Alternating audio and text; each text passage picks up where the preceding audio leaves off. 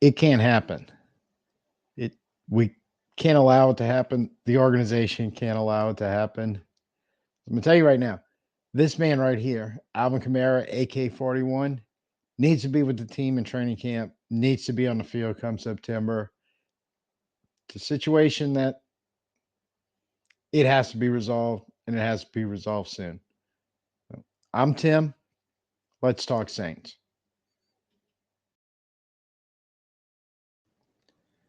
So, look, I have Alvin's career stats up there on the screen, but do we really need to look at it? We know how great of a player he was, or is, I should say, for the Saints, how important he was and is and will be going forward, and what they're trying to, the whole scheme change, the whole culture change, everything, how important he is to it.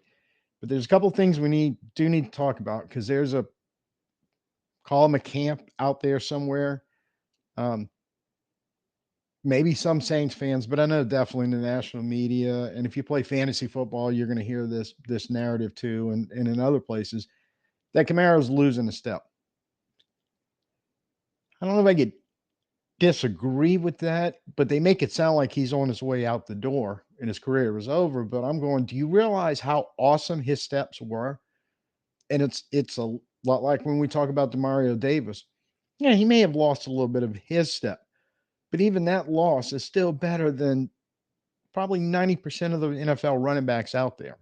So it's not a fair statement to make in my mind that, yeah, he was insanely super explosive for the first 6 years of his NFL career.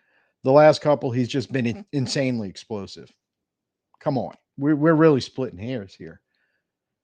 But to that point, the second day of training camp, he's going to turn 28, and or I'm sorry, 29. And in 2025, when the season starts, he's going to be 30. And this is kind of setting the point of contention that the organization and Alvin Kamara is at right now. Because there's a couple of things going on here. Now, I'm kind of in the camp, the opposite of he's lost a step and he's on his way out the door camp. I'm kind of in the other one going, our archaic Stone Age offense that he was stuck in basically the last 3 years wasn't too bad in 2021 with Sean, but it still wasn't what we were used to. We could kind of see what was starting to happen. But it was a total poop show the last 2 years under Pete Carmichael and everything they were trying to do. So obviously his numbers suffered for it. And throw in the fact that he had the incident in Las Vegas and lost some games at the beginning of last year due to suspension. His overall numbers took a hit on that. So I really think people need to keep those two things in mind. But at the same time, the age thing is important because historically, at age 27, and this is almost set in stone around the NFL, the numbers show that's when the running back decline starts. And it's not an end all be all number. Lord knows we can look at Adrian Peterson. We can look at Jerick McKinnon right now, who just won a Super Bowl. He's 32, I believe. Um, Emmett Smith comes to mind. There's been quite a few over the years that 27 age thing that didn't really matter. They kept going at a high level, and I think Alvin is capable of that. So it's not the end all be all of a indicative number of what's going to happen to an NFL running back. However, vast majority of NFL running backs, that decline starts at 27. In a large number of those, here's the real problem, that when an NFL running back decline tends to start, it's it's probably the worst position of seeing the decline just almost like off the face of a cliff. That they will go from whatever level they're at, and in one off-season time, they roll into the next season. And in look, you've seen it happen to great running backs. I can think of three right off the top of my head. Earl Campbell, if you're old enough to remember him, Eddie George, and Sean Alexander. It's like three running backs who were all world, and then all of a sudden they got to that age point, and the next season they rolled out, and they looked like a shell of themselves. It can happen to other positions, but it really happens to running back. So now Alvin is in this gray area because of 3 years of production kind of sloping downward. But is it really about Alvin or is it really about other circumstances? And that's kind of an important issue to deal with because this whole situation and we don't know how contentious it is and what exactly is going on. We know that there seems to have been a hey, Alvin wants an extension or rework of the contract or whatever he and his people are looking for. And the Saints have been a little hesitant because apparently there's been a discussion this offseason about that and it hasn't went anywhere. Hence kind of the orchestrated walkout at the end of minicamp. Here's the problem. And I really truly understand both sides of this issue. And it, for the lack of a better phrase, it sucks. Because as a Saints fan, I feel like I'm caught in the middle. I almost feel like I'm the kid caught in the middle between mommy and daddy because they're fighting. But I get it on both sides. Alvin's problem is that this is the 2025 numbers for Alvin on his contract. And the biggest thing is if you see the column guaranteed salary, it's a big fat zero. He has no guaranteed money. So what that means basically is, oh, and also his roster bonus and his per game bonuses if he makes it all the way to the season, 2 million in a roster bonus. He's got to get to March 22nd for that 2 million roster bonus to kick in. And then obviously he's got to get to the season for the half a mil per game. So that's uh, assuming he can play in all 17 games. Whew, that's another 6.5 mil. I mean, 8.5 mil, 10.5 mil, just sitting there in bonuses. None of it guaranteed. And the real problem is when you go to the very last column. And by the way, this is from overthecap.com. So you can actually go there, pull all this up plus other information. And it's a much deeper dive. I am giving you the 30,000. No, I'm giving you the 100,000 foot view of the contract situation because this can get really complicated really fast. But the basics of what's going on and not having a guarantee money there, which means Alvin right now is not guaranteed a 2025 year because the very important of the last two columns, which is showing the dead money that the Saints would owe if Alvin is no longer on the roster and a cap savings or loss if he's no longer on the roster. And the fact that if a player is cut after June 1st, the post June 1st designation, it gives even more um, leeway for the organization to, instead of taking the cap hit all in 1 year, and you had to spread it out over two, the current year and the following year. So if Alvin is cut before June 1st, and this would happen before March 22nd, because if they're looking to move on, they're not going to pay him that 2 million roster bonus, and they definitely won't let him get anywhere near that half a million per game bonus. So pre-June 1st, the dead money hit is 10.1 million basically, and the organization basically saves 18.9 million against the cap that year. But if they designate him post June 1st, well, the dead money decreases to 4 mil. The cap savings goes all the way up to 25 million. I don't blame Alvin being nervous about this whole deal. And Scott and I talked about this a little bit if you caught the podcast. He doesn't have a whole lot of leverage. He does have some, but he's in a spot where he's going to have to do something to grab their attention, and this may have to linger in the training camp. So, but at the same time, I get why the Saints or I don't think they don't mind reworking or restructuring a contract or giving him some type of extension.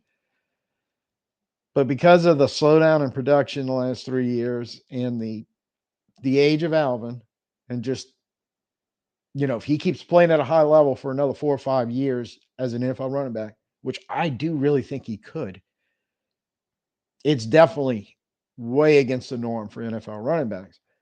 I think what's really going on here is I don't think they mind giving him some type of guarantee for the 2025 season, but I think it's more of I'm going to guess, a club friendly situation based on 2024, what happens with the new scheme, what he looks like, everything involved.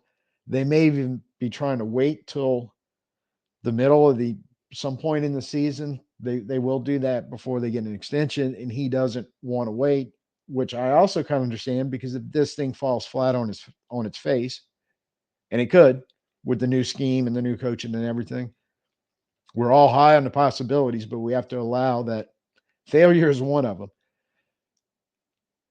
It would really put him in a bad position. And the biggest thing is about 28 and the way this is structured. And I don't have the void years, because after 2025, you start getting into the void years, the ghost years that the Saints have on contracts to be able to do various cap gymnastics they have to do to make the salary cap situation work every year. So that's when the headache gets on if you want to do a deeper dive in this than I am. But there's nothing really back there, if you look at it, that gives him any comfort zone. That's all stuff for the organization. So really, he's playing on his final contract, and for all intents and purposes, right now in 2024. And I get why he doesn't want to do it. Honestly, I wouldn't want to do it if I was in his position. I don't think anybody really would. And the other point in all this is you, I mean, you need Alvin in training camp. You need Alvin on this team.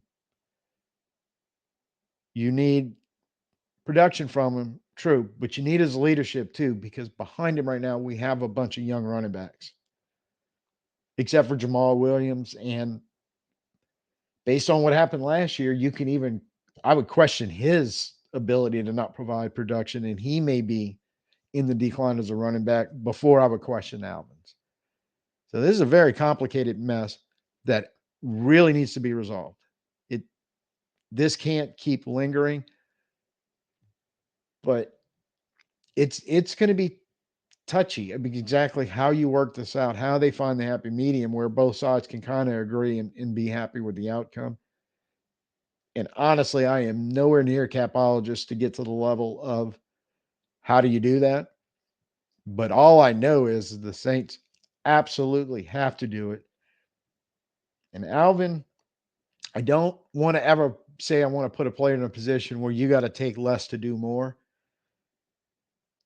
But that might be the situation here. I don't really know. And with nothing behind him in the really, you'd be putting a lot on Kendre Miller if Alvin's not around. And you're hoping Jamal Williams finds some semblance of his former self, which we'll see. Or guys like Mims would have to come up and stuff. That's a lot of ifs for the Saints. So I think Alvin does have a little more leverage than the normal NFL running back would be in this position, because the NFL running back position has just been gradually devalued over the last few years.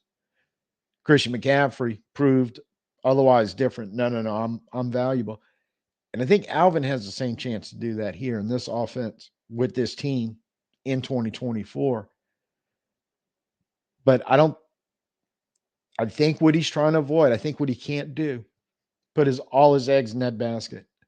Because like I said, unfortunately, failure is an option in this whole new scheme. And if he were to do that and it doesn't work, even if it's not anything directly to do with his play, we like we said earlier, the losing a step crowd and all that. He's 28, going to be 29. The age, everything just works against him. And so this is pretty much his last chance, probably to guarantee 2025 and have a shot at 2026 and beyond. Otherwise, He's the best he's probably going to do is be one of those guys, and they're around the NFL right now, running back veterans who are basically on a prove it deal almost every year to try to keep their career going.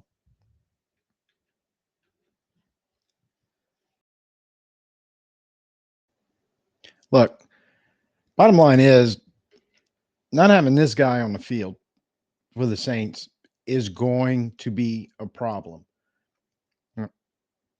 I'll let it play out because I don't think I need to explain to Saints fans at the very least all the things that he brings to the table. Yeah, explosiveness, fast, can find the end zone from anywhere on the field if you give him some space, can catch the ball short, intermediate, screens, check downs, even run down the field and catch a long one just like a wide receiver. Perfect timing because there's a highlight of him doing that. A lot of the exact same stuff Christian McCaffrey can do. They're roughly the same age. Frisco's trusting their guy. Again, I don't want to take sides on this issue. I really, really don't. I just want it resolved. I think it's very important to get it resolved. But I can't help but look at Alvin over the years going, I still think a lot of that is in the tank. The tank is way closer to being full than empty with him. You do have Kendra Miller. Hopefully you get Jamal Williams going again. So it's not like the last 2 or 3 years where he was pretty much the whole running back offense. A lot of touches, a lot of wear and tear, but I think they can pull him back a little more to like when he first showed up and Mark Ingram was getting equal or possibly slightly more touches than he was, but he was out on the field being explosive whenever he got the chance. And you see runs just like this. See him finding little cracks, little space, making big plays out of it. And that's what we're trying to get back to with this new offense install. I also get, as I said before, the Saints' position on this. I really do. But it seems like some kind of way they can come to some when you're talking about that bonus money that's sitting out there, the 2 million roster bonus and that half a mil per game bonus, some some kind of way I think the Saints have to work out a large portion of that money on a rework and make it guaranteed. Maybe have to throw a little bit on top, and then protect themselves with. I'm not really sure how they can do it. They know better than I can when it comes to salary cap gymnastics, but some kind of way where Alvin's here in 2024. He's got pretty solid assurances for 2025 without tons of guaranteed money. But give him something, give him some security with some type of we'll keep the door open for 2026. That may be unguaranteed money, largely, sort of like they did in 2024. You have 2025 is not guaranteed. I don't know if Alvin and his group, his people are going to go for that, but somewhere there has to be a compromise from both sides. The Saints have a, I mean, this is a this is like a Mexican standoff that both guns are loaded because a they both have a chance to kind of wreck each other if this falls apart. Because without Alvin, I think it's going to be real hard to pull off what we're trying to pull off in 2024. And without the Saints in this new offense to give Alvin a chance, even if he and New Orleans ultimately end up parting ways in some way, shape, or form, with little leverage he does have with New Orleans, he's going to at least have to have some of it going forward with his new team because he would find himself right back in this position with really no guarantees and really no I know what my next 2 or 3 years type future is going to be because of the way the contract and the money I'm getting paid. And in fact, the trend in the NFL at this point in the running back's career is to go the other way. So it could potentially be an ugly, messy situation. And we really don't need that. So I'm hoping they're some kind of way, shape, or form, close to a compromise, that this all gets worked out, and Alvin gets a beautiful birthday present July 25th, the second day of camp. He's got his security that he's looking for. He's there. The work's getting sorted on the last push, getting ready for the regular season. And as Saints fans, we get what we want, which is an offense scoring points again, complementing the defense, and we legitimately start looking at, hey, now we're building some type of playoff system, some type of playoff team that we can rely on, and not the stuff we've been seeing the last 3 years. So if you got to give me a thumbs up if you're with me on this. That I know it sounds wishy-washy. I don't know which side I'm really backing up more, one over the other. I think my side is the fan side, that please, please, Saints, Alvin, get this done, get this taken care of. Don't let it linger. Find the compromise. Let's try to get everybody happy. Get Alvin on the field. Get the Saints ready for the season and moving everything in the forward positive direction. If you agree with me on that one, give me a thumbs up down there. And any other comments you want to throw out here on this situation, I'm open to hearing your opinions. So just drop them in the comments. So I didn't want to do this video. I didn't enjoy doing this video. I was hoping I wouldn't have to. That this was just a little